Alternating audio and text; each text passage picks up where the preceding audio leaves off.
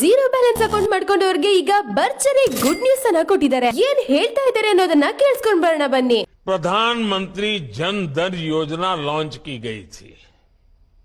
इस योजना ने गांव और गरीब के आर्थिक सशक्तिकरण के साथ ही ಕೇಳಿಸ್ಕೊಂಡ್ ಬಂದ್ರಿ ಅಲ್ವಾ? ಪ್ರಧಾನ ಮಂತ್ರಿ ಜನ್ ಧನ್ ಯೋಜನೆ ಅಡಿಯಲ್ಲಿ ಪ್ರತಿಯೊಬ್ಬರ ಅಕೌಂಟ್ಗೆ 15,000 ಹಣವನ್ನ ಹಾಕ್ತೀನಿ ಅಂತ ಹೇಳಿದ್ದಾರೆ.